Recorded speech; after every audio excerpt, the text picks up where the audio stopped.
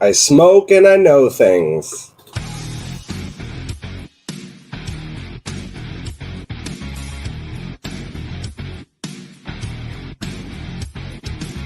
I'm just so sick and tired. I'm hanging on a wire, a foot over the fire, and it's burning. I can feel it inside.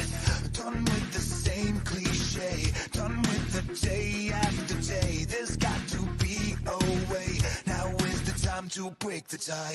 I'll live, I'll die for what is wrong and what is right. I'll take the pain for all the ones without a name. To be invincible, we'll be invincible. To be invincible, we'll be invincible.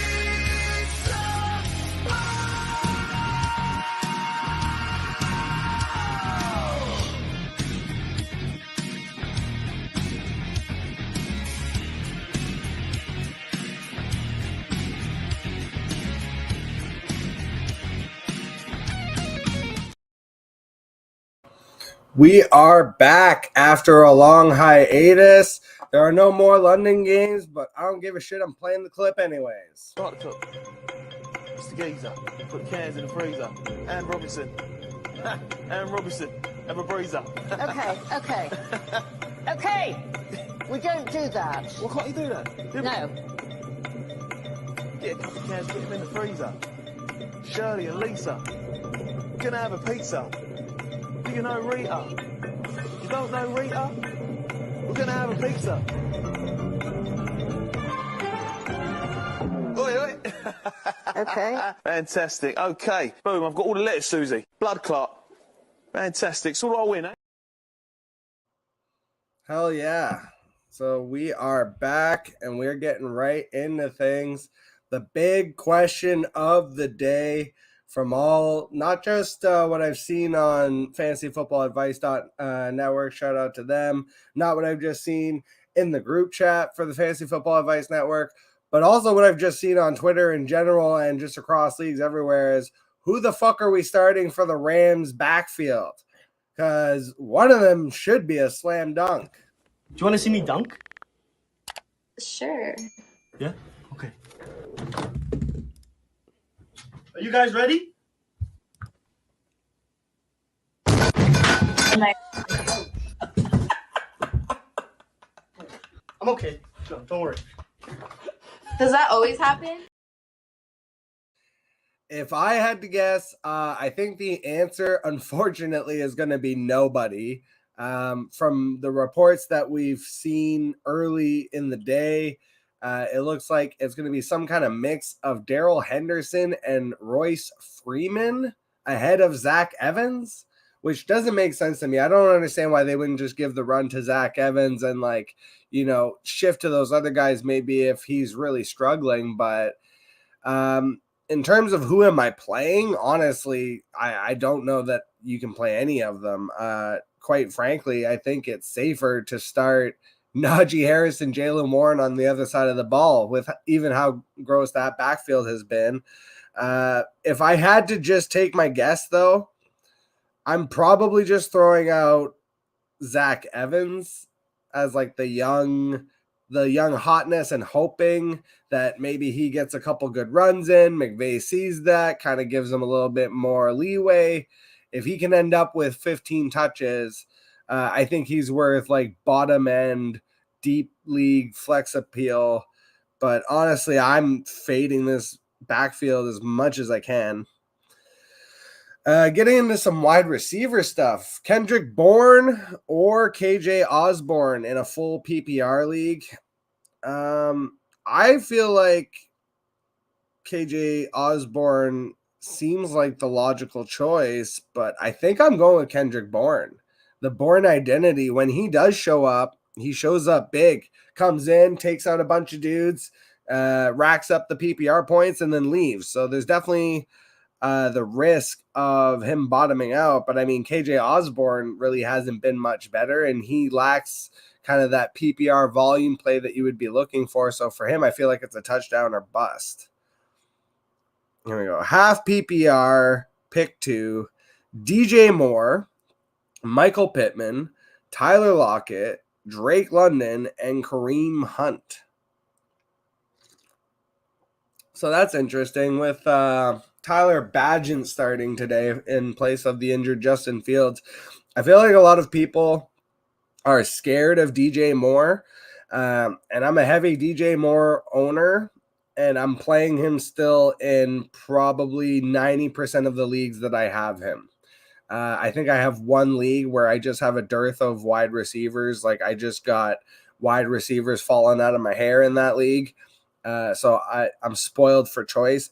But in most other leagues, whether it's because I'm stretched thin through bye weeks, injuries, I'm playing in like most of my leagues, I've converted to where all my flex options are always going to be wide receivers. It's just I've been kind of running low volume. And when I say low volume running back, I mean like I'm only trying to hold 2 to 3 running backs at a time if I can.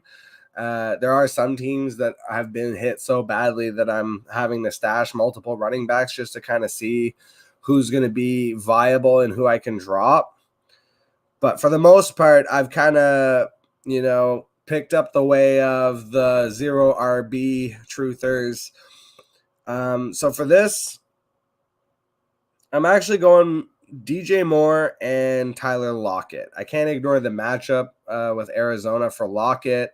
The fact that DK Metcalf is banged up, whether he plays or not, I feel like Tyler Lockett is a go. And I like DJ Moore. I do really like I feel like Pittman is also like a safer option with Gardner Minshew just as a PPR play. But because it's half PPR, I'm going to take the shot on DJ Moore. It just feels like if Badgett, it's either Badgett's going to come in and be competent in some kind of way, and I could see DJ Moore getting all the targets and having a big game, or, the flip side is I could very much see a 4 for 45 game or worse, but I'm taking the risk, I feel like, with DJ Moore, and then I'm going with Lockett. Quarterback for the week, and it's a split vote right now. Brock Purdy or Jordan Love? For me, it's Jordan Love. It's smash Jordan Love. Jordan Love, except for the one bad week, he's been pretty good for fantasy. He's been pretty consistent. And on top of that, coming off the bye week and facing that bad Denver defense, to me, it's Jordan Love pretty easily. I like Brock Purdy, but coming off the bad game, not entirely sure who his weapons are going to be. And it's the Monday night game that you have to wait for. No, for me, that's Jordan Love all day. I might be wrong. I don't feel like, and that's the other thing is like with Jordan Love and Brock Purdy, if you're wrong, like how wrong are you really going to be? Like if Jordan Love scores 20 and Brock Purdy scores 25, for the most part, I mean, it sucks if it is, but like generally speaking, that's not usually the differentiator of why you won or lost your matchup. But Love to me has the higher upside, just given the matchup coming off the bye. He has his weapons, especially if Aaron Jones isn't available in like a bigger capacity. Here we go. This is the kind of stuff I like. Need a win bad 1 and 5. Who should I play at flex? So he's got CeeDee Lamb on a bye. So the options here: Javonte Williams, Gabe Davis, Jeff Wilson. See, Debo's confirmed out, so that's another reason for me slight downgrade to Brock Purdy, even though it's Minnesota. It's at Minnesota too. Yeah, I'm not really into that. I like the Denver matchup better, I feel like. Javonte Williams, the problem with Javonte Williams, and I've said it all season, it's a miracle that he's playing at all, but I just can't get myself there on his 12 to 15 touches that I know for sure is cap. Like the coaching staff is not going to let him do more than that. And he's sharing too much with Samaje Perine and Jaleel McLaughlin. And Green Bay has struggled against the run, but their defense is better than people think. So for me, I'm going with Gabe Davis. I'm going with Gabe Davis for two reasons. One, I do see the potential of Gabe Davis having either 20 or 0. Like, I get it. It's very boom or bust with Gabe Davis. The problem is I don't see our true path for Javonte Williams to have like the true explosive 100-yard plus multi-touchdown game that you would need to overcome a bad team and B, a better opponent. So again, this team is 1-5. He said himself, he's desperately looking for a win, probably dealing with some injuries and some stuff like that, and potentially up against an opponent who is 4-2 or better. And in that kind of case, I'm not looking for the floor play of Javonte Williams running it 15 times for 60 yards, and maybe he falls in for a touchdown. I'm going with Gabe Davis. It's on the road in New England. New England traditionally, hyper targets defensively the primary wide receiver to take them out of the game, aka Stephon Diggs. So I could see it being a bigger Gabe Davis week. If he catches 2 touchdowns, you're going to feel stupid for leaving him on the bench. And I just see the potential for him doing that much higher than what I see for Javonte Williams. And then like the only other one here is the Jeff Wilson one is potentially scary because any Miami running back could pop off at any time, but it is the Philadelphia matchup. It's on the road in Philly. Philly is a really good run defense. Like they can be had through the air because their cornerbacks beyond Darius Slay, lack depth, and true like man-to-man cover talent. Like Darius Slay is arguably one of the better cornerbacks, but beyond him, like the other cornerbacks aren't in the elite tier or even like the great tier. I would put them in like the slightly above average to good tier and some even less. So for me, it's like I'm struggling with the run game of like, and the fact that Mostert's there, Salvin Ahmed is there. So it's kind of potentially a 3-way split. I'm probably avoiding Jeff Wilson for this week. KJ Osborne against like the pot shot, and he doesn't have the same kind of upside to me. And yeah, I see Debo and Kyron Williams on his IR, so that's unfortunate. Jonnu Smith, hilarious PPR option, but not. There's no one here that I can see having the potential of a Gabe Davis having a blow-up game. And so, yeah, you might eat another L and you're 1-6, but at this point, you really need to shoot for the fences, shoot for the home run, as opposed to trying to fit in a floor play. Here we go. Pick 2. Josh Palmer versus KC. Tutu Atwell versus Pittsburgh. Curtis Samuel versus Giants. KJ Osborne versus San Fran. So in this case, for me, it's easily Curtis Samuel and KJ Osborne. Tutu Atwell isn't really relevant with the return of Cooper Kupp. I had mentioned that Cooper Kupp would relegate Tutu Atwell's role more than Puka Nacua, and even Puka has had a dud game finally last week. But Puka and Cooper can very much coexist. Again, leaning on the expertise of Matt Harmon. Shout out to Reception Perception podcast with Matt Harmon and James Coe. Make sure you're following them and following that show. But he had mentioned very early in the season that Puka Nacua fits more of like the Robert Woods role that used to be there for the Rams. And so I do think both of them are viable. But Tutu Atwell, not so much. Palmer, people have been trying to make Josh Palmer a thing for 2 years now. It hasn't really come through. And the Kansas City defense is really good this year. They've been actually leaning on the defensive run game the last few games.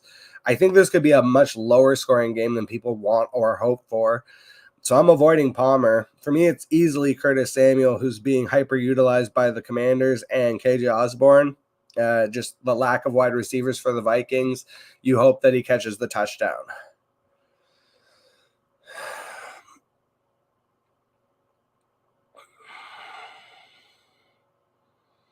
What is this? This is like a whole lineup someone posted here. I think they're just saying that I need a Sunday miracle. I feel like I'm just looking at it. I feel like the two teams are pretty even. Excuse me. So let's just kind of go through this. Let's put this in the context again. You are a 2-4, 1-5 team, and let's pretend one of these is like a 5-1 team. So I mean, yeah, probably getting it done by hook and crook. Let's say the Jalen Hurts team is 5-1. And let's say just through bad luck, the Lamar Jackson team here is 2-4. So on the Jalen Hurts side, we've got Saquon, Keontae Ingram in the two running back slots. They seem to be getting it done with wide receivers. They have Mike Evans, Terry McLaurin, Deontay Johnson, and then on the bench, also Drake London and Romeo Doubs. And then Logan Thomas at tight end. We'll skip DST and kicker for this part. Let's just look at the other side now. So on the Lamar Jackson team, okay, A.J. Dillon and Gus Edwards. So everyone's struggling for running backs. That feels like a common thread. But A.J. Dillon at Denver is a good matchup. I like Gus Edwards also this week. And then Devontae Adams, Michael Pittman, Luke Musgrave for tight end, and Elijah Moore at the flex. And I don't see. Okay, yeah. For this, there's no other options essentially for the Lamar Jackson team based on what I can see from their bench. Like they got Breece Hall and I think it's Brandon Aubrey. I don't even know why they would have them rostered. Some perhaps a deeper league again. So this is like I don't know which one I'm supposed to think is lopsided here. Honestly, I kind of prefer the Lamar Jackson team by a hair. The A.J. Dillon matchup against Denver. Denver's run defense we've seen has been atrocious. I like Gus Edwards. Devontae Adams and Michael Pittman, very suitable wide receiver starts. Luke Musgrave is a good streaming tight end. Elijah Moore hasn't really done anything, but he is like a decent deep league flex. So I'm assuming that's the person kind of asking for the miracle side of it. Now, just to kind of, answer a question per se. So the Jalen Hurts team has Mike Evans, Terry McLaurin, and Deontay Johnson starting, but Drake London and Romeo Doubs on the bench. I would start Romeo Doubs and probably Drake London, honestly. I think I would start both of them over Deontay Johnson. I like Deontay Johnson, but just coming back from the injury, I kind of want to see it for 1 week. And the Pittsburgh Steelers offense has just been so atrocious. Like it could end up being like a gross 5 for 50 game in his first game back from injury. But I could see Romeo Doubs potentially having like a really good game against Denver's bad defense. And Drake London showed out last week. Even though this Atlanta offense, I cannot figure out what the fuck Arthur Smith is trying to do. He's got a generational running back in Bijan, and he's got Tyler Algier, and I thought they were trying to run the air out of the ball and not have Desmond Ridder, fuck the game up. But they've had a couple games now where Desmond Ridder's thrown the ball 50 goddamn times. So it's like, what is this identity crisis that's going on with Arthur Smith and the Falcons offense? Like, I can't figure it out. And Kyle Pitts finally showed up, had a good game. So, yeah, it's just been really weird for the Falcons. I feel like the Falcons should be so much better than they are. But, like, because the coaching staff just, like, can't seem to figure out, like, what they really want to do, they just keep losing games they probably shouldn't. When in all reality, they could just give the ball to Bijan 25 times a game, and that would probably be more effective than everything they've tried doing.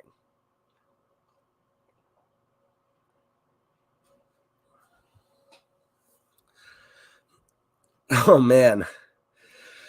This one's funny. Should I drop Dak Prescott for Elijah or Jordan Mason. So he's the CMC owner, and he's basically asking, should I drop Dak and which one? So I'm going to go ahead and assume this is a single quarterback league, and you have to have some other really good quarterback, like someone in what I would have called the elite tier, in the preseason. So like Trevor Lawrence for me was kind of the last break of that, where it was like, you know, you had the obvious Mahomes, Josh Allen, Jalen Hurts, Joe Burrow. You had Justin Herbert. Those were like the really obvious ones. And then you kind of had Trevor Lawrence looming. You had Justin Fields as like an elite running quarterback. Those are kind of like, and Lamar. Let's not forget Lamar. So you had a lot of like those upper echelon. And you had the guys right under, which is kind of where Dak was. That's kind of where Tua was even. And Dak, honestly, for fantasy football, I had called this kind of in the preseason in a different way. The fact is the defense is so good that it's mitigating his necessity. And so for fantasy, he's just not needed. And then when he has been needed, he hasn't really performed up to expectations. So again, single quarterback, like I'm fine dumping Dak Prescott. And if I'm deciding between Elijah Mitchell or Jordan Mason on which one I need to grab and stash, historically, I think the answer is Elijah Mitchell. And when he's healthy, that's been the case. But Jordan Mason being the younger player, if I could somehow get my hands on both, I would. But if I had to choose between, for now, I'm still going to probably stick with Elijah Mitchell. Let's see.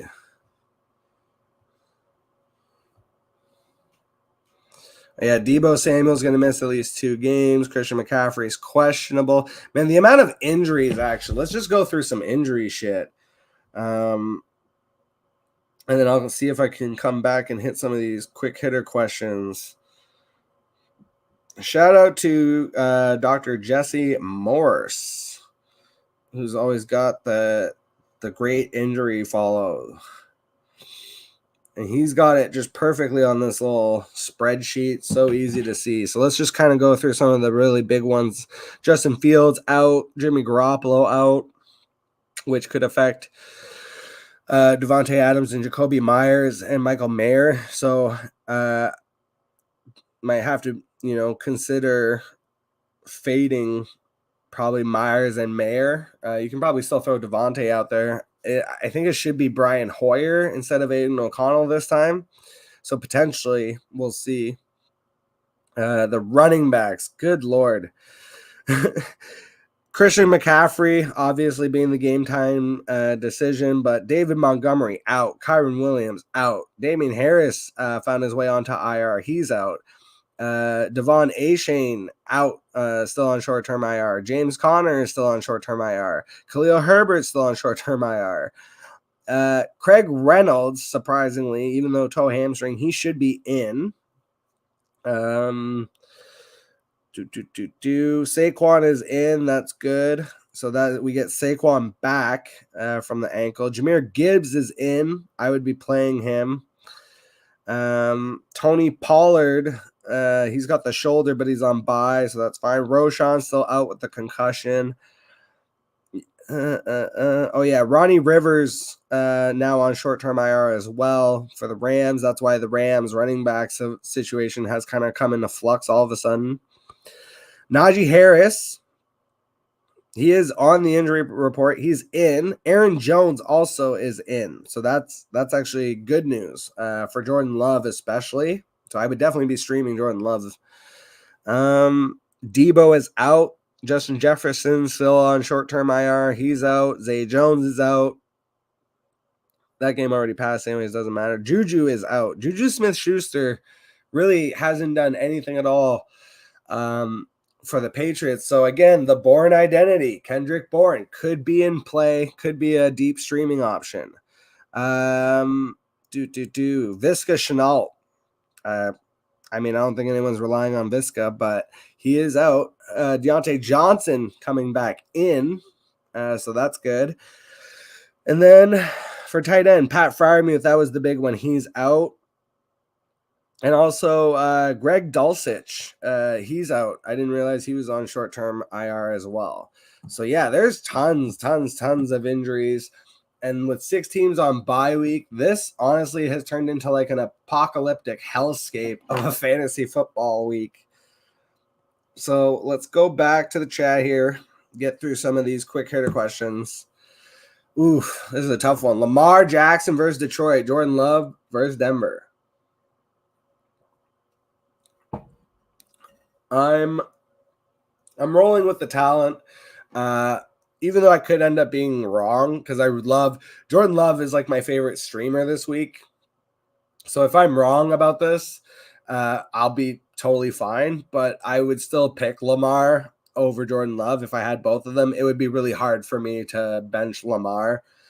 Russell Wilson, Derek Carr, that one we missed. But hey, I would still go with Russ. Tua or Lamar? This is an interesting one. There are 12 votes for this. All 12 votes are for Tua.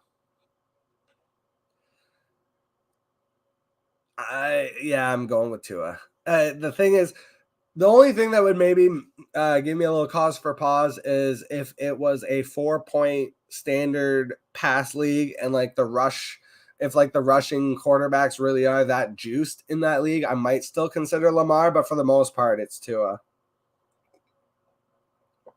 I think most are expecting fireworks in the Dolphins Eagles game, and I think that one could live up to expectations and even surpass them. Streaming quarterback. I mean, Stafford, Dobbs, or Ritter. That's easy, Stafford. Here's one. And this has been a solid debate. Start one, half PPR. Zay Flowers or Christian Watson.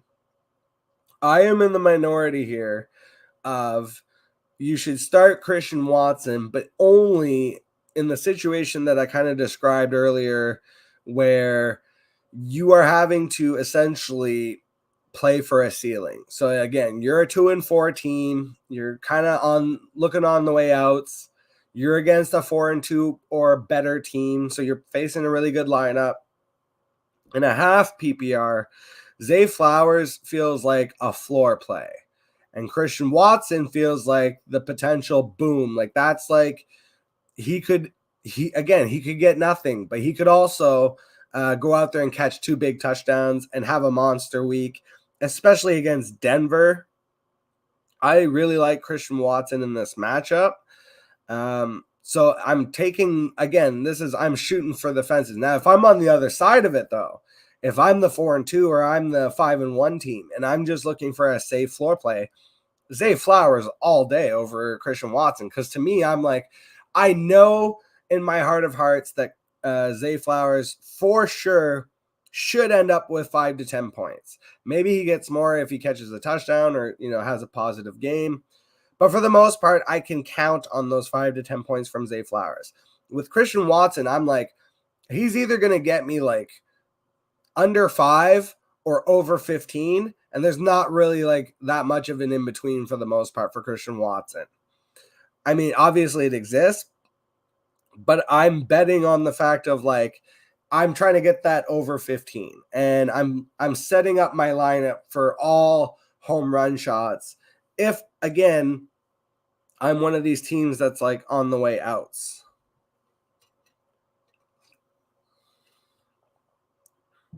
Jerome Ford or Brian Robinson. Man, that's a tough one. With Kareem Hunt banged up and everything, I do really like Jerome Ford this week. But I'm still rolling with Brian Robinson. He's just been like such a good volume play. The Giants' defense hasn't been that great.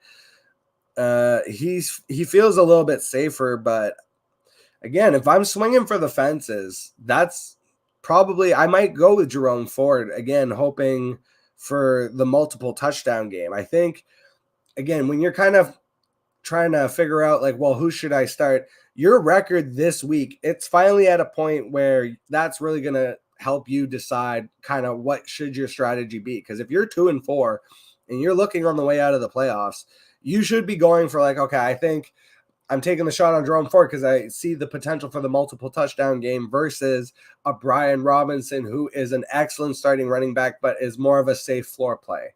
I'm taking the Christian Watson over the Zay Flowers because, yeah, Christian Watson can end up with 5 to 15 and nothing in between. But I'm shooting for that over 15. Whereas with Zay Flowers, it's like I'm very comfortable knowing he's going to get that 8 to 10, but that ceiling of over 15 might not be there. So again, that's kind of really helping decide a lot of my lineups this week. Is my team, 5-1, and I'm facing one of these lower end teams, and I'm just looking for the safe floor play because the rest of my lineup is juiced? Or am I one of these teams that's 2-4? I'm got a litany of injuries. My IR spots look like the freaking Space Jam scene with when it's like they do the bench and they're all dead. Like if you're in that situation, like that's where you should be going, look, ceiling, because maybe you come out of the matchup with 60 points or 160 points. And it's like there's no in between. This is very much like go for it all. Because honestly, in all my years of playing fantasy football, which, there's guys been playing for 30 plus years. I have been playing since I was, I think I started when I was 20. So I've been playing for like 13 years. In 13 fucking years of playing fantasy football, one time have I taken a 2-5 team all the way to the semis. Didn't win the championship. I've never been one of those. I unfortunately would have made the championship if not for Blair fucking Walsh. But the point is, in all of that time playing, like actually hitting on, and this was a 16-team league, so it's definitely harder to hit on like waivers. Like I was playing dudes like Capri Bibbs and like hitting on like a single run for 69-yard touchdown, like getting incredibly lucky along the way. So in like 10 to 12 teams, even though it's very difficult to bounce back from a 2-5 record, not even just from the fact of like continuing to play every week and hit waivers like you would have in those first couple of weeks. So like just from like the moral aspect of it, but even just like there's less waivers, it's getting harder and harder to make trades, especially trades that don't look like straight up collusion, especially depending on like some of the finickier leagues for veto and that kind of shit. Like I'm personally in the never veto camp because this is the kind of week where it's like if you're 2-4 and you trade Chris Olave and like Derrick Henry and you get like just a bunch of shit, like you get Jerome Ford and Tyler Lockett and maybe Zay Flowers and let's throw in fucking Salvin Ahmed or some shit. Just like a pot shot guy. Like at this point of the year, I can kind of start to see like, yeah, maybe they just feel like Olave's not going to rebound in time. And so you're essentially trading Derrick Henry and a name to get all startable assets that can start winning you weeks. And you start building it week by week. It's like, okay, I got this week. So now I'm 3-5. Now I won this next week. Now I'm 4-5. And you kind of just start crawling your way back up those rankings. That's why I'm more in the never veto camp because and also it's like I don't want to tell people how to run their teams. People evaluate players so wildly differently. Just never veto. Fuck veto. All right. Jahmyr Gibbs or Jordan Addison, full flex PPR. Or full PPR flex option is what I should have said. Man. I like Jordan Addison, but I'm going with Jahmyr Gibbs. This feels like this has to be the Jahmyr Gibbs breakout week. And if it's not, like, you'll never know when it's going to come. Yes, the defense is tough, but Craig Reynolds was on injury report. He is going to play, but he was on injury report with 2 different injuries, hamstring and toe. So for me, I'm going with Jahmyr Gibbs in that situation. because I'm going for the ceiling. Jordan Addison I could see them getting fucking slaughtered, by the way, the Vikings on Monday night. Like, Kirk Cousins historically has not done well in primetime games. They're going to be without Justin Jefferson. The 49ers are coming off a loss and are probably pissed off. Like, I could absolutely see the 49ers just going in and slapping the shit out of the Minnesota Vikings. So for me, I think Jahmyr Gibbs is also the safer floor play. This is a situation where he represents to me both the safer floor and potentially the higher ceiling. So for me, it's 100% Jahmyr Gibbs. Pick one to start: Marquise Brown, Tyler Lockett, Drake London. For me, that's Tyler Lockett all day. You got the matchup and the talent. I do like Drake London, but no, definitely Tyler Lockett there. Lockett might be one of the best wide receiver plays of the whole week, to be honest.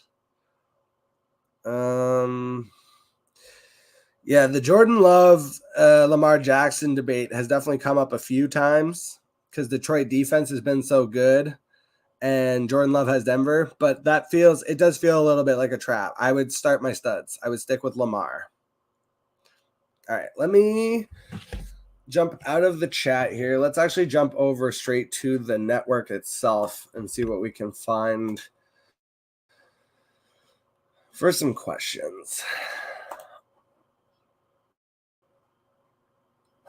And also for all of you beautiful people out there watching. We do have one in the chat. Look at that. Hollywood or Josh Palmer? Hollywood. As much as I hate the Cardinals offense, just generally speaking, I feel like Josh Palmer is just not a thing. And Kansas City defense is really good. I feel like, unfortunately, that could end up being a lower scoring game. Like, everyone wants it to be like the 36-33 shootout game and Josh Palmer goes off. I don't know that that's necessarily the case, especially with Kansas City. Their style of play has been very much like PPR Kelsey, a lot of Isaiah Pacheco, mixing in some other running backs, but it's a lot of run game defense. It's been lower scoring games, and I'm not super hot to trot on this Kansas City Chargers matchup. It just feels like, of all the ones this week, that could be the one that potentially disappoints us in terms of hitting the over-under. And, with Seattle, I mean, Hollywood's like just the only game in town. And I don't feel like Seattle's defense is so good that they're going to just stop Hollywood from producing. And Hollywood also, I will say, just kind of is like a little bit more of the type of receiver that the D-backs for Seattle will struggle with. So like Reek Woolen is like huge. He's like, I think he's like 6'2" or 6. He's like 6'2" to 6'4". He's tall. He's real tall. He's one of those like lanky Brandon Browner type defensive backs that the Seattle Seahawks love. And Hollywood is the type to take advantage of a defensive back like that. I don't know who's going to cover Hollywood necessarily. So he feels like the safer play here. Shout out to Anthony Sturman with the question in the comments. Thank you for joining in on the live stream, especially this fucking early in the morning. All right, let's jump into the network here. Oh, we got a big old question. All right. See, this is actually, I like this. This is the flip side of a lot of the questions that I've been seeing. So, need lineup advice. Feels like I'm making the right call with my running back 1 and 2. Biggest issues are wide receivers and flex. So, this team is 6-0, and they're basically trying to avoid their first loss. And also, they're already staring down the barrel of the other team had Travis Etienne. So they already went off. But this is a good-looking team. So Justin Herbert, DeAndre Swift, Kenneth Walker. So the running backs, those are locked in. Keenan Allen, Puka Nacua, I'm sticking. Those are locked in for me. I'm not changing that. Laporta at tight end. So it's a super flex. Brock Purdy. Man, this other person, I think the biggest concern is that they're staring down that the other person had a good game. So just to finish it off, he's also got Bucker and Saints defense. So his Saints defense only put up 4 points. On the other side of the ball, though, the other team is 4-2. So they're not like some slack-jawed team. The quarterback is Jared Goff. ETN, like I mentioned, already had a good game. James Cook is the other running back there. They have Amon-Ra St. Brown. They flexed Rashid Shaheed, who got 7 points, and Taysom Hill as a tight end. So they got the Taysom Hill play. And then they also have Jalen Hurts, Eagles defense, and Will Lutz. So, and now I'm seeing the 6-0 team. So this has to be like a 10-man league with just how deep these like benches are. So on the bench, he's got Aaron Jones, Christian McCaffrey, Jonathan Taylor, Jordan Addison, Zay Flowers, DJ Moore, and then he's even got Devon Achane in his IR. So he's got a crazy roster here. This definitely has to be like either 10-man, like 8 to 10-man, or some kind of like keeper dynasty league where he's made lots of trades. Because I do have a league like that, 16-man dynasty, where I've just made tons of trades, traded away literally all of my draft picks for 2024 and 2025. But my wide receivers are Justin Jefferson, Stephon Diggs, Tyreek Hill, Amon-Ra St. Brown. I even acquired Nico Collins, Cortland Sutton. I've just got all the wide receivers basically. So I understand. I get it. I really think there's not much that you can do, though. I will say, man, maybe this is like a risky business. I might go with DJ Moore in the matchup against Vegas. If Bagent surprises, DJ Moore could be the upside swing shot that you need to overcome your opponent's 40 points that they've already put up, basically. But other than that, I don't really see any changes that you could even like make. It's like, yeah, you might eat a loss. Who cares? You'll be 6-1. Here we go. Need one running back to start and 2 flex. Okay, so this is just a list of names, and he's got to start a running back. Well, Rachaad White, Alexander Madison, George Pickens, Tyler Lockett, Deonta Foreman. Those are the names. I'm actually going with Deonta Foreman. The fact that Roshan's not back, Foreman didn't have like a huge fantasy day or anything, but he was getting volume and was the main running back featured. So I would go with him. Rachaad White, he's gotten the volume, but it's been terrible. I actually think I would go with Deonta Foreman, and then I would go with George Pickens and Tyler Lockett. I think I'm going with the 2 wide receivers in the flex, and I'm going with Deonta Foreman just ever so slightly over Rachaad White, which is gross to say. Romeo Doubs or Javonte Williams. To me, that's Romeo Doubs very easily. And it's funny because, again, both of the responses on the site say Javonte, and that's wrong. I appreciate the love for Javonte Williams. He's just not a viable running back right now. He's getting like 12 touches. I'm playing Romeo Doubs very easily to me over Javonte Williams. Like, it's not close. Dobbs has been like the leading PPR guy. We'll jump back in the chat here. Anthony Sturman, again, thank you for dropping questions. Christian Watson or Ramondre Stevenson for the flex.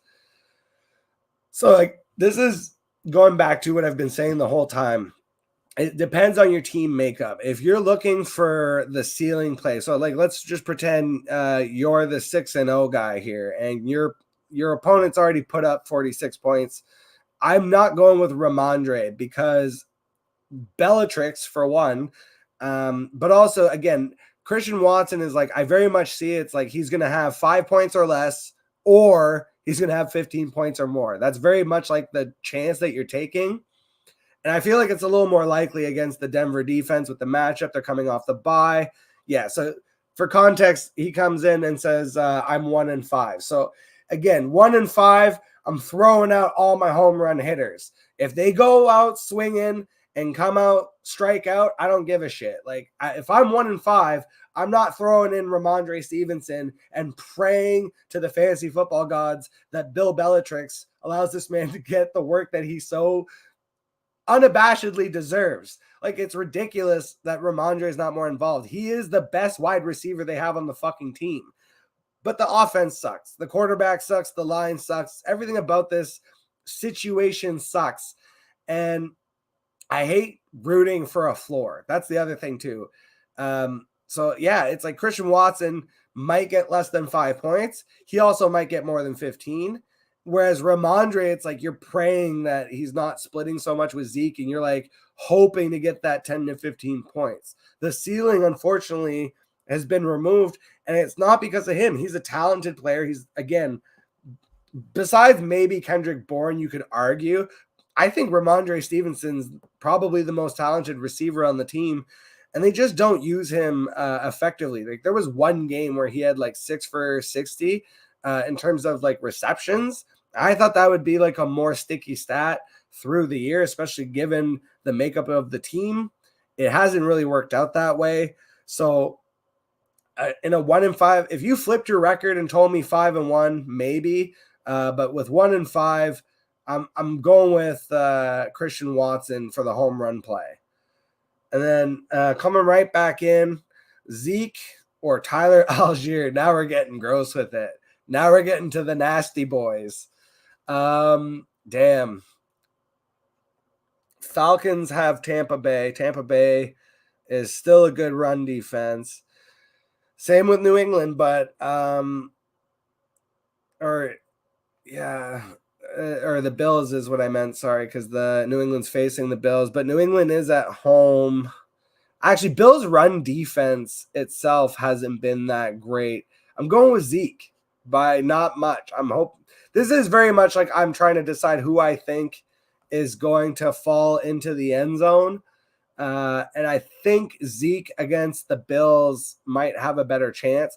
The fact that the Bills could push for scoring, I don't really know what's going to go on with the Atlanta-Tampa Bay matchup. I don't know. It's so stupid because I feel like Bijan should be getting 25 touches and Algier should be getting 5 to 10. So like my football instinct wants to say not Tyler. I'm going with Zeke. I'm going with Zeke, and it's gross. It's gross because I'm hoping that he's going to get like 10 for 60 and fall in for a touchdown. But I see it. I see the path against the Bills a little better and brighter than Algier trying to do the same thing against the Bucs. I mean, having Bijan is a good problem. And yes, bye weeks do suck. Again, thank you, Anthony Sturman, for joining in this morning.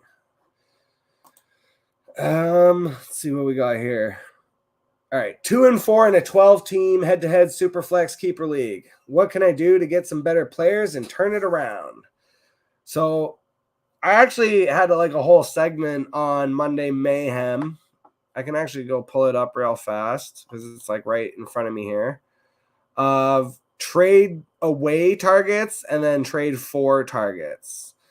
So on my trade away list, and this is again 2-4 is the key thing there. If I'm 2-4, I'm looking at the next 4 weeks. I'm really cutting it down to 4 weeks, and I'm deciding, is this player going to potentially contribute to 2 more losses or not? And if the answer is yes, that I could end up eating 2 more L's by keeping this player, no matter how good they are, I'm probably trying to trade that player. And the better that player is, the more I can probably get for them. So here's a couple that are very high performing players. For example, Tua and Mostert are 2 that I would absolutely be trying to trade away right now if I'm a 2-4 team. Now, if I'm 4-2, if I'm 6-0, Obviously, I'm not just trying to trade away those guys for no reason. But looking at the upcoming schedule, they've got at Philadelphia, and then they've got New England, at Kansas City, and a bye week. So you're talking about 3 tough defenses and a bye week. And nobody beats the bye week. So if I could pivot Tua, and again, into like, I got to be able to pivot into someone very equal. So if I could pivot Tua, for example, into Lamar Jackson, who after Detroit today will have Arizona, Seattle, and then their division matchups against Cleveland and Cincinnati. Usually they tend to do okay in those, and then at Chargers. So out of all those matchups, you're talking about Arizona, Seattle, and Chargers, all 3 positive matchups, and then the 2 division matchups are generally positive for them as well. That's like, I'm trying to make that kind of pivot. Another example, Travis Etienne just popped off. If you could trade him for, and you got to get, again, if I could pivot into trading him for like, let's say like Austin Eckler, or, Kenneth Walker is another one that I really like. With Kenneth Walker, he's past the bye week. Charbonnet's banged up. They get Arizona at Baltimore, and then Washington at Rams, San Francisco. So some decent little matchups in there. I also really like Pacheco, Isaiah Pacheco. After this Chargers matchup next week, he's going to have Denver and then Miami before he hits his bye week. So those are also positive matchups that I'm trying to target.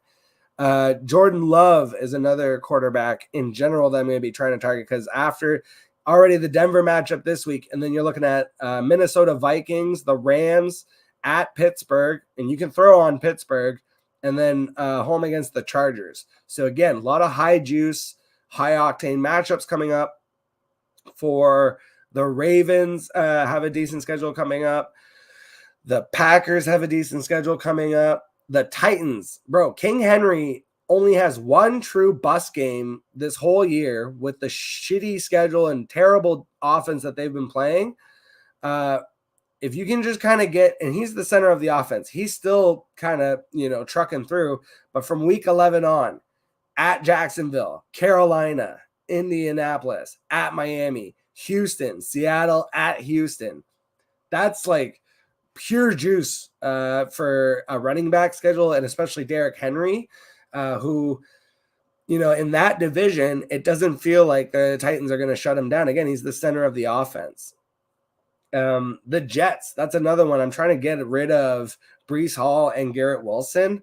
I like those guys. I think they're extremely talented football players, but their ceiling is 100% capped by Zach Wilson in this offense. And the fact that they're not going to trade for a veteran quarterback, it seems like, before the trade deadline, like basically if they don't acquire someone to replace Wilson in the next 8 days, because I think the deadline's on the 30th of October, if I'm not mistaken, like you should absolutely be trying to trade away Breece Hall and Garrett Wilson. Even before the game, I had Chris Olave on the trade away list because of the schedule, because he's battling injuries, because of the volume amongst his own team with Alvin Kamara usurping a shit ton of targets, and just in general, like the ceiling is capped by Derek Carr's ability to play quarterback. Calvin Ridley, again, talented player. Now, obviously, he hasn't really done much since week 1, but people still perceive him as being a wide receiver 1, which talent-wise he is. But then they had the matchup against New Orleans, which I knew was going to be tough. And now you look at their next 4 weeks is at Pittsburgh, bye week, San Francisco, Tennessee. That's why I would be looking to trade away Calvin Ridley, Trevor Lawrence. ETN, I had him on the trade away list, but you almost have to keep him by default just because of how bad running backs are. But even Christian Kirk, like I would be actively, Evan Ingram too, I would be actively trying to trade away these assets because they are good assets. They have name value. They're performing well. These are tradable assets that people want. They might not be looking at the next 4 weeks knowing, oh, okay, well, at Pittsburgh, that's rough. Bye week, obviously can't do anything with that. and you, the 2-4 team, you can't eat those 2 weeks, really. You can't eat the bye week. The bye week will absolutely ruin your team. If you end up 2-6, you're basically done for the year. So those are all kind of situations that I'm looking to either trade away assets or acquire assets. All right, we got here we go. Start Rashee Rice or Jacoby Myers. Need the most upside I can get. So I mean, Jacoby Myers has been so good. I'm still gonna go with Jacoby Myers, even though it's going to be a downgrade at quarterback. I'm hoping it's Brian Hoyer, who I think has more of a rapport with Jacoby based on their previous time in New England together. Josh McDaniels obviously really likes Jacoby Myers. It seems like he's getting schemed in. I think the fade for me for this game is going to be Michael Mayer. I'm going to be going with Devontae and Jacoby. And Rashee Rice, I like him, but it's such a floor play. It feels like maybe 4 to 6 receptions, maybe 50 yards. You're banking on, is he going to get a touchdown or not? And it's very possible in that Chargers matchup. So I do like that, but I think, oh man, yeah, I'm going with Jacoby Myers still. I can't get there on the Rashee Rice upside. And because you said you need the most upside, that's the part that scares me, where I feel like Jacoby Myers is just a more solidified option in his offense as compared to Rashee Rice, who any fucking week. And they just got back, what's his face from the Jets, McCole Hardman. I could see it being like a McCole Hardman week just for shits and giggles. It's like they got like every no-name wide receiver you can think of over there. It's like Rashee Rice and Sky Moore and Justin Watson and Justin Ross. Like they got 2 Justins for no reason. They brought back McCole Hardman, and Marquez Valdez-Scantling is still roaming the building. Like, it's just brutal. And we got some comments rolling in at the end here. Got a couple minutes left. We'll kind of hit some quick hitters, and then we'll get out of here. Mike Evans or DK Metcalf full PPR. I'm going with Mike Evans. DK Metcalf potentially might not play. He's still dealing with the rib issue from what I was looking at online this morning. So I'm rolling with Mike Evans. Pacheco or DJ Moore. Adrian, shout out to Adrian in the comments with the Mike Evans DK question. Also, shout out to Isaac G with the Rashee Rice Jacoby question. Thank you guys all for joining in this morning, checking out the chat, checking out the live. Pacheco or DJ Moore? I'm going with Isaiah Pacheco. Just feels like the Chiefs are really leaning on the run game and defense. I've said through the stream, I think potentially, unfortunately, the Chargers and Chiefs game could end up being lower scoring than we all want or hope or pray for. It's just the way that they've been playing. Chiefs have been leaning on the run with Pacheco and leaning on the defense. So I think you keep rolling with Pacheco because of the unknown factor of Tyson Bagent at quarterback. Oh, I did answer this question. If you have CMC, do you drop Jack to pick Jack? I'm Jack. No, do you drop Dak to pick up Elijah or Mason? Yes, I did touch on this. If you are the CMC owner and it's a single quarterback league and you have another viable option, so and when I say viable, I'm talking about Jordan Love plus. Like I would, if I had Jordan Love and CJ Stroud, I would comfortably drop Dak Prescott because for fantasy football, it's not there this year.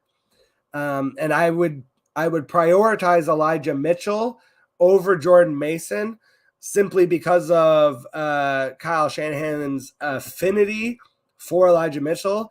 He was banged up, and that's why we kind of haven't seen as much of him.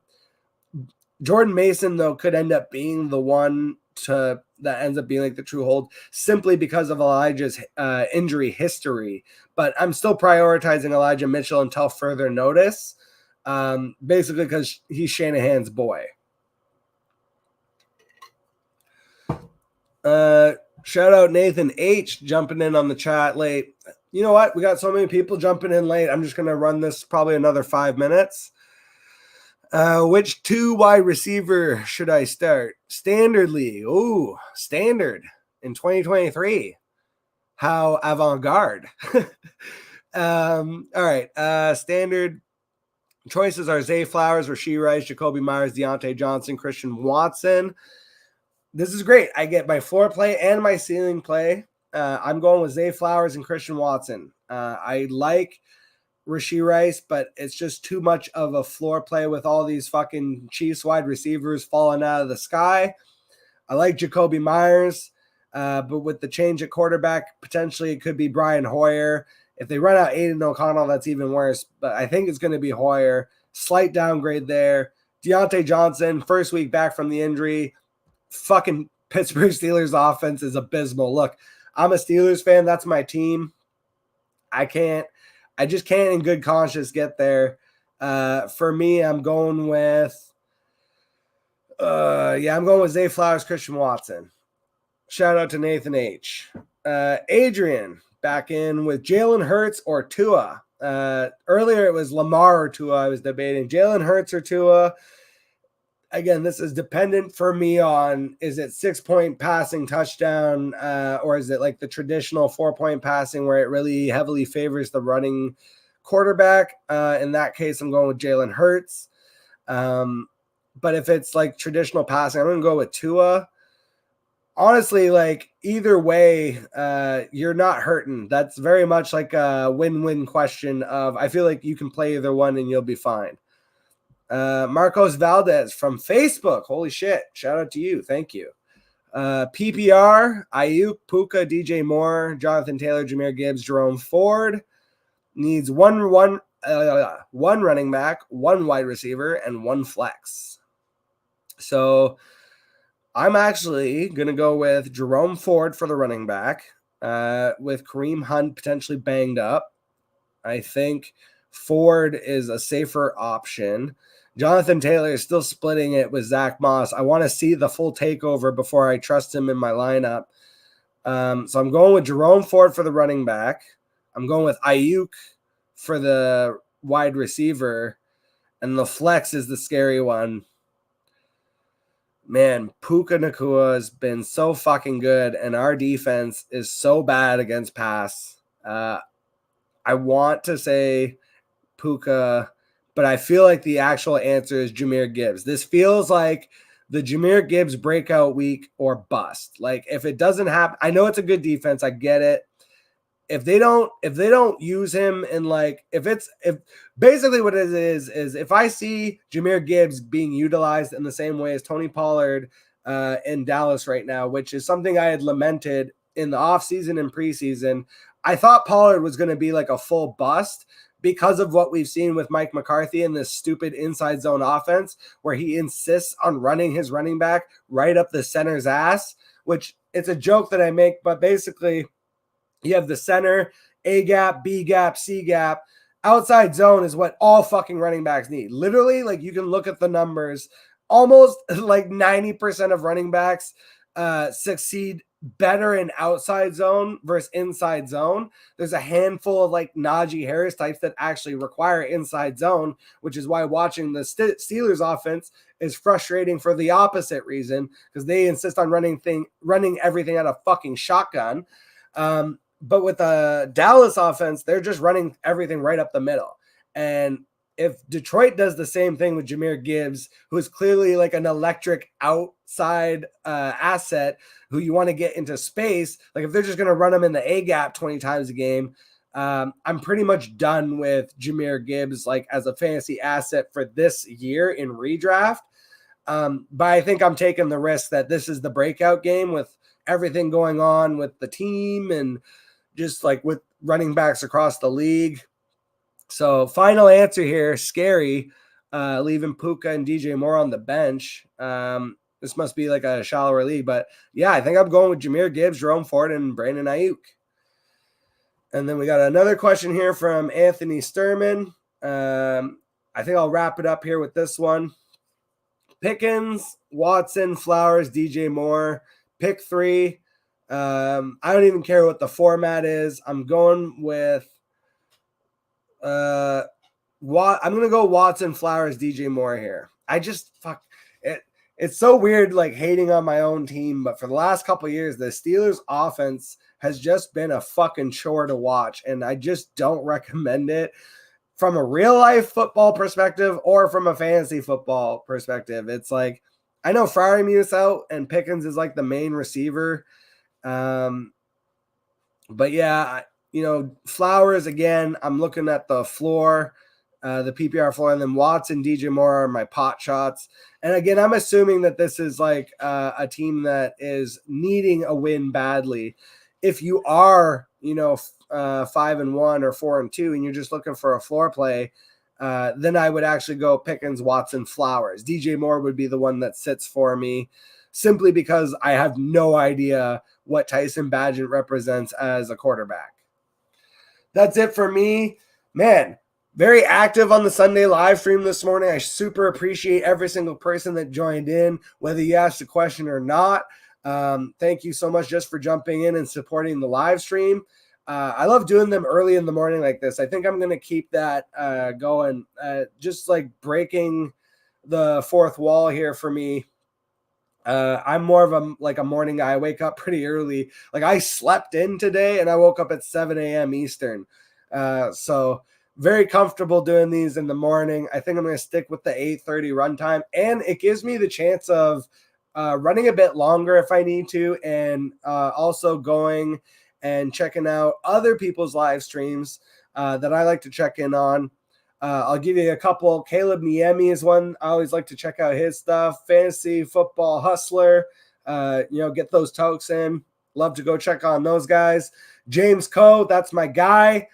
Former analyst for the NFL Network and for DirecTV, now co-host of Reception Perception with Matt Harmon. He's like one of my idols in the business, so I always just go jump on his live stream because I just love interacting with him. And Fantasy Degens is the other one, or Dynasty Degens. Sorry, Dynasty Degens. With Chuck Bass, usually, and also my guy Fantasy Blue Chip, Jagger May. Man, he's one of those guys that kind of like gives the advice in a way where it just kind of clicks in my head. I hit on the Devon Achane game the first time before he had done a damn thing, coming off the injury, having not been played at all. It was Jagger that convinced me to start him in every single one of my leagues, basically, because it's just the way he said something of like, and I think I was choosing in a lot of those leagues, like between like Craig Reynolds or, like Latavius Murray, deeper leagues, very much like 14, 16 team plus kind of shit. Deciding, a lot of like jabronis where I was looking at floor plays versus the ceiling. And he said the same thing. And this was only in like week 3, I think it was the Achane breakout. But he was like, you'll feel a lot stupider watching that guy explode on your bench than if he goes for 0 points and Craig Reynolds gets 8 to 10 on your bench. Like that's really the way he said that. I was like, yeah, no, he's 100% right. I don't want to be the guy that left Achane on the bench when he blew up. So I started him in every single league just because of that, basically. And yeah, it turned out to be absolutely the right call. So shout out to those guys as well. Make sure you go jump on over, check those live streams. You'll probably see me up in the comments. I'm usually asking my own questions over from those guys, because I always say, surround yourself with people smarter than you. Go find, especially people that you don't agree with, get kind of their input and their insight, and just amalgamate all the information you can and then make the best decision based on your team. One last shout out to Anthony Sturman. Appreciate you coming in, driving the chat. The final thing he said was that his team was 4-2 for that last question. So just to recap, yeah, if you're 4-2 and looking for more floor, George Pickens, Christian Watson, Zay Flowers, leave DJ Moore on the bench. Let's see what Tyson Bilbo Bagent has to offer before we start trusting him. That's it for me on the Sunday live stream. Again, super appreciate every single person who joined in today. I'll catch you all on the flip side. He's running down the middle by the 50. He's at the 30. He's bare-chested and banging his chest. Now he runs the opposite way. He runs at the 50. He runs at the 40. The guy is drunk, but there he goes. The 20. They're chasing him. They're not going to get him. Waving his arms, bare-chested. Somebody stop that man. Here comes